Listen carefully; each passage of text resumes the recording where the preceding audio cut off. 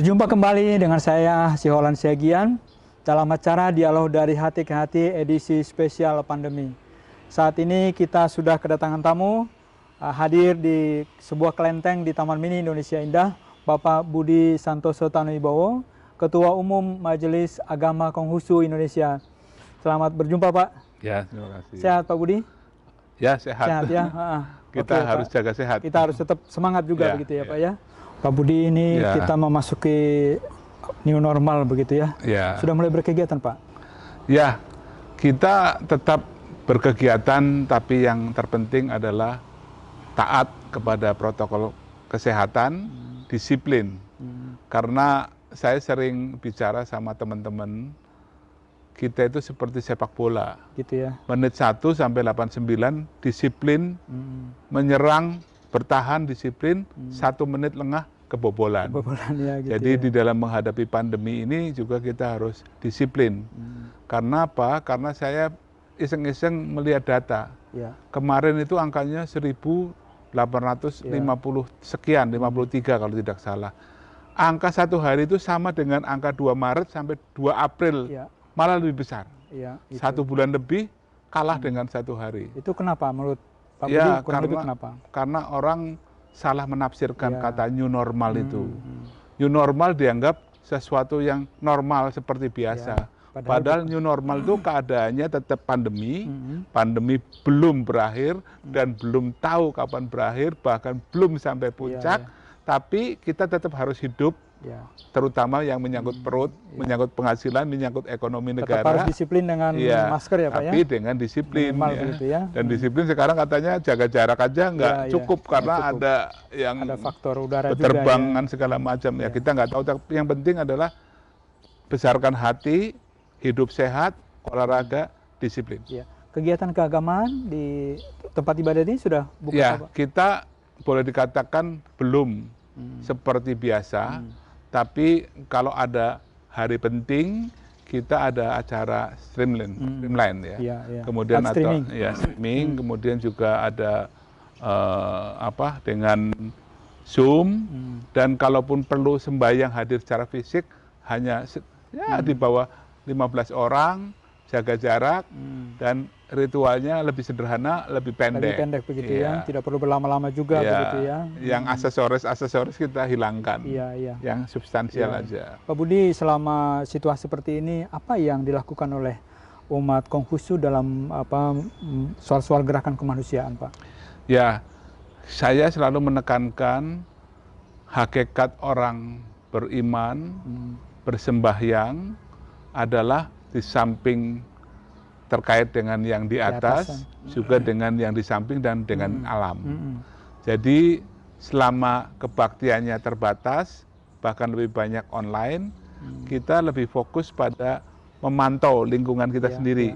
Adakah umat yang sakit, yang perlu didoa, yang terpapar secara ekonomi, perlu dibantu, kemudian kepada lingkungan terdekat, dan baru ke masyarakat luas, mulai dari bagi sembako, bagi pakaian, bagi masker, hand sanitizer, apa yang bisa kita lakukan, kita lakukan. Tanpa Bahkan memandang latar belakang, suku, agama, dan semua itu ya, Pak? Ya, karena Konghucu sendiri mengatakan bila diri sendiri ingin tegak, bantulah orang lain tegak. Tidak mungkin kita maju sendiri, ibarat sebuah bangunan menjulang tinggi, sininya hutan belantara, gersang, kalau ada apa-apa terbakar semua. Artinya sebetulnya masa sulit seperti ini justru kita memperlihatkan kebersamaan dengan semua pihak, gitu ya, Pak ya? Semakin sadar bahwa usia kita semakin tidak bisa diperkirakan, karena banyak teman, sahabat yang masih sehat, kemudian besoknya ceritanya berbeda. Iya, iya. Dan itu menyangkut semua etnis, semua agama. Tidak ada yang bisa menangkal. Sesuatu yang kita anggap remeh, yang tidak terlihat mata. Jadi kita semakin sadar bahwa hakikat orang beragama tidak melulu memuja-muji Tuhan, tapi peduli kepada lingkungan kita. Ya.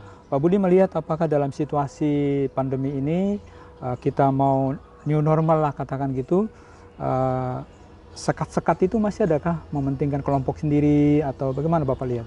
Saya pikir di dalam dunia yang sangat heterogen, sikap seperti itu ada. Ada ya. Itu harus diakui. Dari manapun, dimanapun, kapanpun. Tapi saya lihat semakin cair. Ya. Karena orang semakin sadar, Ya. ternyata kita nggak hebat ya. Kita selama ini ada yang merasa lebih dekat dengan Tuhan, Ya. lebih punya Tuhan, memonopoli Tuhan. Ternyata sama aja. Kalau sudah terpapar, kalau nggak selamat ya Ternyata pandemi meninggal. ini juga Iya. kena semua orang tanpa Tanpa tidak kecuali. mengenal agamanya Iya, ya. tidak mengenal agamanya. Yang sembahyang, yang Iya, tidak iya. sembahyang semua kena. Baik gereja, kelenteng, Iya. masjid juga terpaksa juga harus ditutup sementara untuk supaya Iya. kehidupan kita bisa lebih Dan terjamin lagi, begitu ya. Orang yang mungkin punya harta, punya kekuasaan, sekarang ketika katakanlah maaf meninggal, yang datang juga sedikit sekali. Orang mau yang dulu upacaranya seminggu penuh, Bisa penuh ya. sewa ruangan begitu besar, nggak ada yang hadir dan terpaksa besok harus dikubur. Ya bila perlu juga hari itu juga. Hari itu kadang-kadang juga, ya. bahkan orang semua kalau meninggal dianggapnya kena COVID. Ya padahal meninggal karena sebab lain gitu loh, seperti itu. Jadi memang menyadarkan kita juga bahwa ternyata agama bukan satu-satunya jawaban untuk kemanusiaan. Iya, iya. Pandemi ya harus dengan ilmu pengetahuan, Iya, harus menggunakan akal sehat ya. akal sehat. Iya, iya. Jadi apa namanya di dalam situasi seperti ini kita makin menyadari Iya. bahwa kita sama sesama makhluk ciptaan Tuhan yang harus saling peduli begitu Pak ya. Saling peduli, saling bantu, saling bergandeng tangan, Hmm. bukan bergandeng tangan sekarang, Iya, iya. karena harus jaga jarak. Jaga jarak gitu Tapi ya. secara tanda petik kita memang harus saling membantu, saling mendukung. Ya, artinya bahwa orang harus saling peduli ya, tidak dengan masker seperti ini saja misalnya bahwa saya mengenakan masker juga tidak hanya melindungi diri saya sendiri tapi juga melindungi lawan bicara saya, Ya. lebih respect pada orang Ya. lain begitu Pak ya. Cuma kita sedang syuting, Ya. jadi nggak pakai masker ya. Karena kalau masker itu ternyata lebih melindungi orang lain. Iya. Kalau kita yang terpapar pakai masker, yang tidak terpapar nggak pakai masker, katanya masih ada 5%.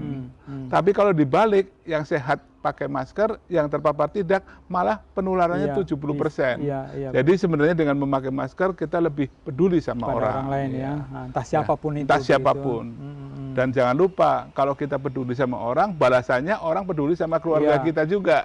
Artinya Ya juga kan? memang saling memberi ya. Saling memberi. Itulah sebetulnya yang mau kita kembangkan di tengah Iya, bangsa yang iya. pluralis Dan seperti ini, Pak. cuacanya pun bersih kan? Iya, iya. Seperti Ternyata itu. matahari yang sama juga untuk semua. Iya, untuk semua. Semua orang, Tidak ya. ada yang dibedakan. Tidak ada yang bedakannya. Ya, seperti itu, Pak Budi, kita ngelihat ya bahwa di negeri kita ini sekarang mulai mencair, Pak Budi lihat. Tapi toh juga kadang-kadang kita melihat ada perlakuan yang kurang adil terhadap kelompok-kelompok minoritas. Menurut Pak Budi seperti apa, Pak? Ya, itu kalau saya bicara secara umum dengan kacamata yang jernih, batin yang bersih, kita memang sering menyalahkan kok seperti itu. Tapi saya kok lebih senang melihat ke dalam diri ya. Karena katakanlah saya ini kebetulan agama Konghucu, orang Tionghoa. Katanya pada zaman lalu mengalami diskriminasi. Kita sudah berjuang dan kita semua sama-sama yakin bahwa diskriminatif itu tidak baik dan menghambat kemajuan kita. Kita bongkar semua aturan-aturan yang diskriminatif. Tapi ketika semuanya sudah selesai, negara tidak ada lagi peraturan-peraturan yang diskriminatif, kenyataan di masyarakat masih ada. Masih ada ya. Karena itu sebuah proses yang tidak bisa langsung jadi. Tapi masih ada pun bukan hanya dari pihak sana atau pihak sini, ya. dua-duanya. Kita kadang-kadang secara manusiawi kalau ketemu orang yang satu kampung, satu asal daerah, satu agama, pasti lebih nyaman. Iya. Kita ke luar negeri aja kalau ketemu orang Indonesia, Kerasa ada wah saudara ya. senang sekali. Ketemu tahu tempe, waduh senang sekali. Itu pasti ada. Iya. Nah, tapi jangan sampai sikap ini digebiah uyah kalau Iya, atau disamaratakan. Sebetulnya Kalau- kan payung hukumnya kan sudah ada, Pak Iya, ya. Ada iya. Undang-Undang Dasar, Iya. ada Pancasila, Iya. ada juga peraturan-peraturan lain. Iya. Apa yang diperlukan supaya soal kesetaraan, Iya. soal menghilangkan bibit-bibit Ya. diskriminatif itu bisa hilang bagaimana, Pak? Nomor satu pendidikan. Pendidikannya. Karena Konghucu mengatakan ada pendidikan tiada perbedaan. Nah, pendidikan yang baik lebih mulia daripada pemerintahan yang baik sekalipun. Karena hukum atau pemerintahan yang baik masih bisa membuat rakyat atau orang kehilangan harga diri, kalah menang. Tapi dengan pendidikan yang baik, orang akan bangkit harga dirinya, menata diri, bermartabat, berlaku yang baik. Sehingga tidak sampai berlaku tidak adil pada orang lain. Jangan sampai seperti katak dalam tempurung ya? Ya, kita harus terbuka luas. Dan saya selalu mengatakan, kalau katakanlah Pak Sihol kan orang Batak, saya orang Tionghoa dari Jawa. Kalau ada katakanlah maaf ada orang Batak yang berbuat jahat satu orang, jangan seluruh orang Batak disalahkan. Demikian juga kalau ada orang Tionghoa yang jahat satu orang, bukan berarti yang lain jahat. Demikian juga kalau ada yang baik. Kalau ada orang Batak yang baik, tidak semua baik. Demikian juga kalau ada orang Tionghoa yang baik, jangan dianggap semua Tionghoa itu baik. Kita harus melihat orang, melihat perbuatannya, bukan melihat kelompoknya, etnisnya, agamanya. Nah ini yang kadang-kadang bisa menyinggung ya, karena orang kemudian salah dianggap semua agamanya salah, semua etnisnya salah. Ini menimbulkan persoalan buat orang lain yang merasa diperlakukan tidak adil. Jadi peran pendidikan begitu mendasar ya Pak ya? Paling mendasar dan lama. Jadi jangan berharap seperti nanam jagung 3 bulan makan jagung. Lama sekali dan harus sabar. Ya dalam konteks kita keindonesiaan ini mungkin pendidikan keberagaman itu diperlukan di level yang paling dasar ya Pak ya? Ya paling dasar. Mungkin saya kok lebih menekankan begini, ketika kita masih katakan level TK, jangan dululah masuk pelajaran agama, tapi pelajaran sebagai warga masyarakat, pertemanan, persahabatan, budi pekerti. Sampai SD awal juga mungkin diisi dulu yang sifatnya umum, sehingga orang bisa melihat perbedaan sebagai sebuah hal yang wajar. Jangan dulu masih anak-anak sudah dilabeli dengan macam-macam dogma-dogma tertentu akhirnya yang membuat anak-anak juga sudah terkotak sendiri. Nanti kalau sudah cukup matang berpikir, baru diisi yang dogma, tapi harus diikuti juga dengan pendidikan keluarganya. Karena sekolah kan hanya berapa jam, yang penting adalah di rumahnya. Dalam konteks keindonesiaan, sejak dini anak-anak harus bergaul dengan tetangganya, dengan temannya yang berbeda gitu Pak ya. Dan COVID ini sebenarnya di samping membawa atau merupakan musibah, membawa berkah. Lebih banyak belajar dari rumah. Saatnya orang tua yang punya waktu menjadi lebih untuk mengajarkan menjadi guru utama karakter building, budi pekerti, sehingga akan menjadi anak yang baik, yang berbakti pada orang tua, peduli sama tetangganya, dan kemudian pada hierarki keluarga yang lebih besar, dan akhirnya pada bangsa dan negara kemanusiaan. Dalam konteks keindonesiaan yang pluralis seperti ini, kita harus hidup bersama orang lain yang berbeda suku, agama, golongan, dan lain-lain begitu Pak ya. Dan kadang-kadang dengan bergaul seperti itu kita baru sadar, ternyata kebaikan ada di mana-mana. Kejelekan juga ada di mana-mana, tidak monopolis satu etnis, satu suku atau satu agama. Jangan merasa benar sendiri ya. Iya, lebih terbuka lah. Kadang-kadang orang merasa saya yang paling benar, saya yang paling baik lah begitu ya. Padahal juga di mana-mana juga ada kebaikan, ada kebenaran begitu Pak ya. KKN aja lah kalau kita mahasiswa kuliah kerja nyata. Kita tinggal di desa yang relatif lebih miskin, lebih kurang. Kita merasa selama ini kalau orang miskin itu mungkin sikapnya begini-begini yang buruk-buruk lah. Ternyata setelah ketemu bahkan lebih baik dari orang yang mungkin lebih segalanya gitu loh. Nah inilah yang harus kita ajarkan, bukan dengan kata-kata, bukan dengan bacaan saja, tapi dengan melihat kenyataan seperti itu. Pak Budi kan kemana-mana ngomong soal generasi muda, generasi milenial ini, ke depan bagaimana kita mendorong mereka ini supaya semakin mengindonesia Pak? Ke depan akan didominasi oleh generasi yang namanya milenial, generasi muda. Saatnya kita harus memberikan satu kepercayaan, mendorong agar mereka terus belajar. Karena belajar itu tidak mengenal batas waktu. Konghucu pernah berdiri di sebuah sungai yang sangat bening, yang menurut penglihatan mata seakan nggak bergerak. Seakan-akan air itu diam, tapi kemudian ada pohon yang rantingnya jatuh dengan daun-daunnya ternyata mengalir.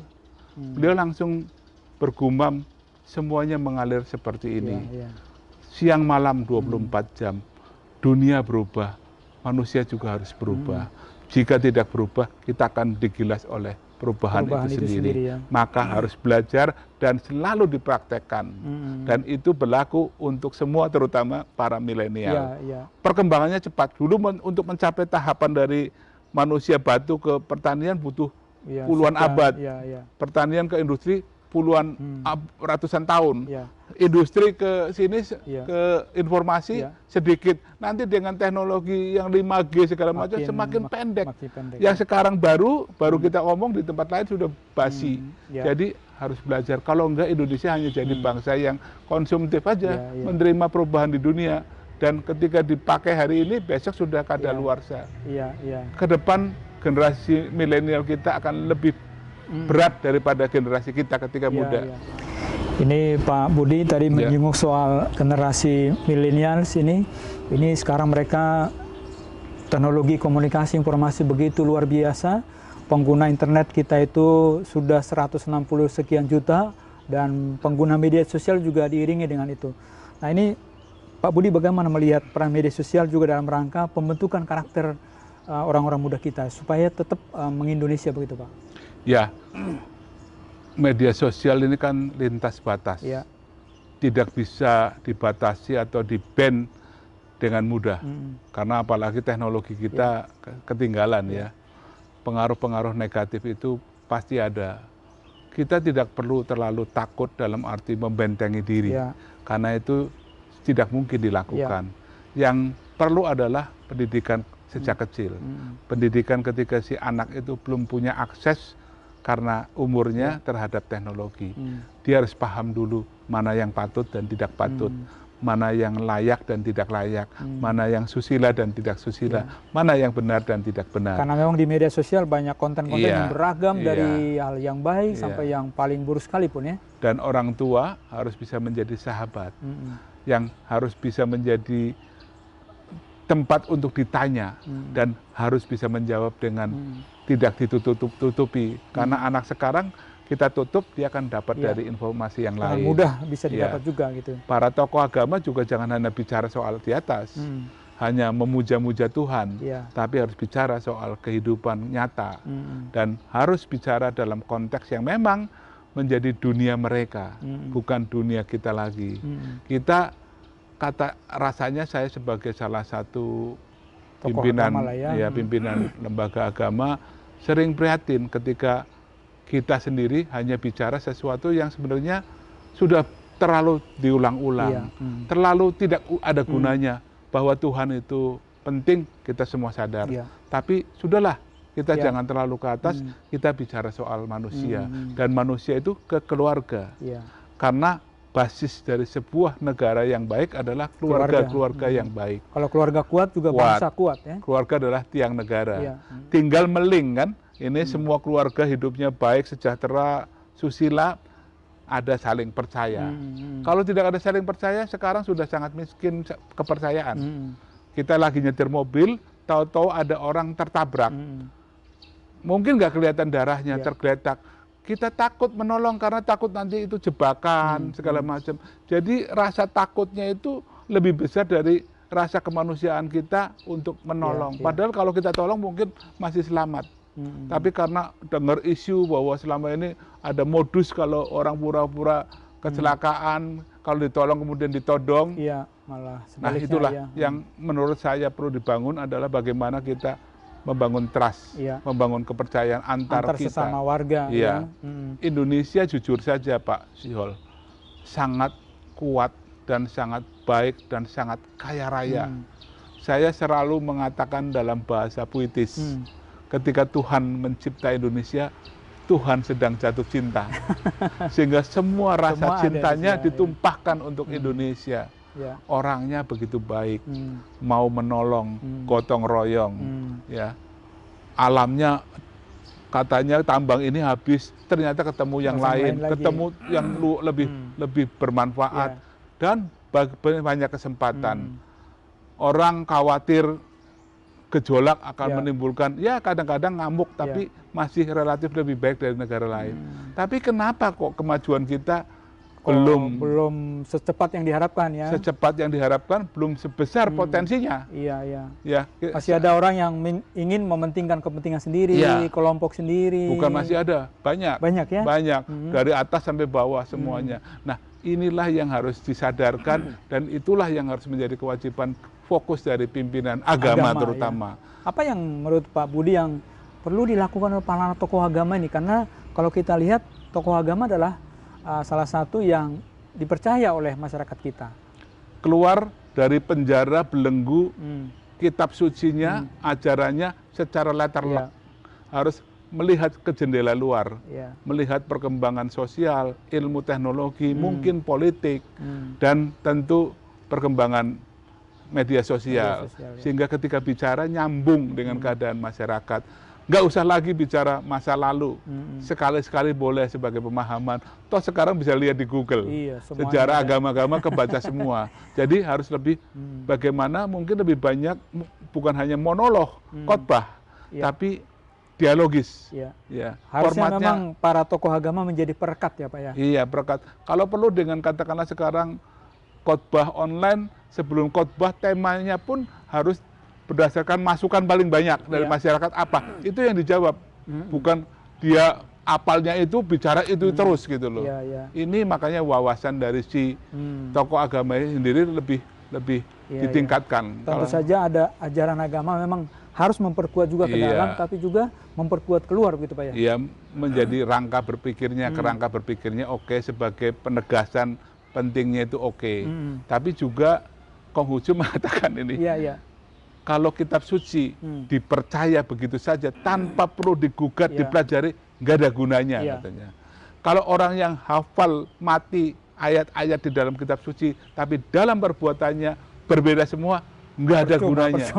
Iya, lebih baik yang nggak hafal sama sekali, tapi dalam tindak tanduknya memang benar-benar selaras dengan esensi pesan dari kitab suci itu sendiri. Apalagi ada misalkan nih Pak ya, mohon maaf nih, ada tokoh agama ngomongnya A, kelakuannya X lagi gitu Pak. Itu semualah, ya.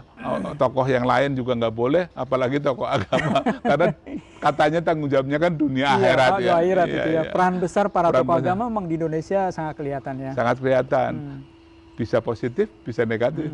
Kalau dia bertujuan untuk kebaikan, kebersamaan, persatuan, dan masa depan, terutama untuk mendidik pemilik masa depan generasi milenial, sangat baik. Tapi ketika dia memanfaatkan itu untuk kepentingan tersembunyi, sangat berbahaya. Sangat berbahaya. Pak Budi kan sudah malang melintang dalam membangun kerukunan antara umat beragama di Indonesia, bertemu dengan tokoh-tokoh nasional begitu Pak ya. Dari pengalaman Pak Budi, apa yang menjadi tantangan kita ke depan supaya kita makin pluralis, makin mengindonesia begitu Pak? Ya, kita mungkin harus bicara soal kemanusiaan, dan dalam konteks Indonesia, keindonesiaan lebih berat ketimbang kita bicara kelembagaan atau agama kita. Bukan berpikir bagaimana umat saya menjadi banyak loyal pada agama, tapi bagaimana umat saya bisa menjadi baik bukan buat saya atau kelompok saya saja, tapi baik buat Indonesia, syukur buat kemanusiaan, dan berpikir sebagai Indonesia lebih dulu ketimbang sebagai pribadi. Karena terus terang kalau dibandingkan dengan negara-negara yang sekarang sudah keluar dari jepitan COVID, dan kita melihat secara jujur, bukan negara yang kaya, bukan negara yang superpower, bukan negara yang senjatanya kuat, tapi negara yang rakyatnya disiplin, yang rakyatnya peduli. Katakanlah seperti Jepang, ya, mereka antri ya tertib, Korea, Tiongkok sendiri, ya, yang kepemimpinannya efektif, yang mau bicara soal kebersamaan dan mau berkorban demi taat pada protokol yang ditentukan oleh pemerintah begitu ya. Dan ada contohnya yang sama-sama ASEAN, Malaysia. Malaysia sudah keluar. Artinya orang yang tanggap, yang cepat mengambil action itu penting. Nah, kita harus tokoh-tokoh agama dan tokoh-tokoh pendidikan harus men-trigger agar anak-anak kita, terutama generasi milenialnya ini, menjadi manusia yang cepat tanggap, peduli, dan selalu mengasah diri dengan karakter yang baik. Apapun dasar agamanya. Karena jujur aja sih ya, saya kalau karena sering dialog dengan tokoh-tokoh dari berbagai agama, tidak hanya yang katakanlah Islam, Kristen, Katolik, Hindu, Buddha, tapi juga Konghucu, di tapi mancanegara ya, juga ya. dengan Yudaism, dengan Bahai, dengan Tao. Yang berbeda itu hanya yang menyangkut vertikal. Itu pun bukan esensinya, tapi ritualnya. Ritualnya saja ya. Teknisnya lah.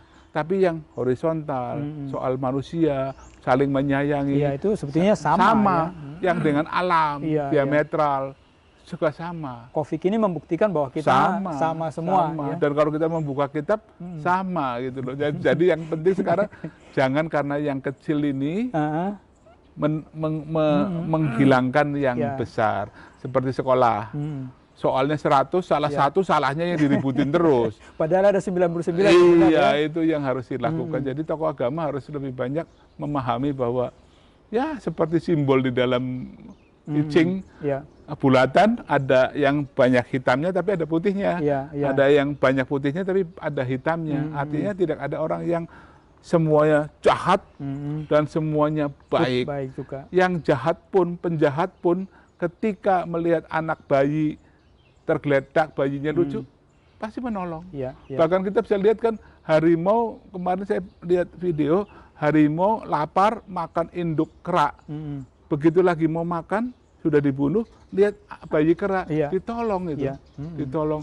Artinya harimau yang sekejam itu aja pun ada rasa. Saya nggak setuju loh harimau kejam.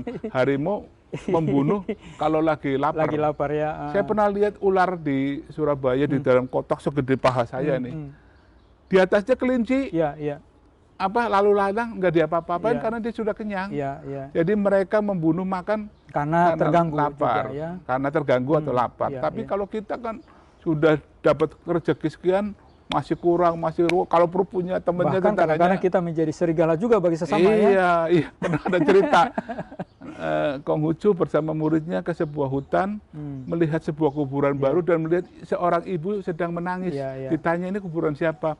Kuburan anak saya. Kenapa? Dibunuh harimau. Nah, yang ini sebelahnya suami saya. Kenapa? Dibunuh harimau. Nah, kenapa kamu tinggal di hutan? Udah tahu banyak harimau. Di kota banyak penguasa jahat. Jadi si ibu ini lebih takut pada penguasa jahat yang sama-sama manusia ketimbang harimau. Karena harimau hanya makan kalau dia lapar atau terganggu. Kalau dalam konteks ini kita sesama warga bangsa Indonesia, maka perhatian kita sebetulnya ada soal kemanusiaan ya Pak ya? Iya. Bukan soal-soal yang lain. Kalau gitu misalkan Pak Sihol Kristen, saya Konghucu, kita tinggal di sebuah tempat yang sepi, hanya rumah, hanya kita berdua.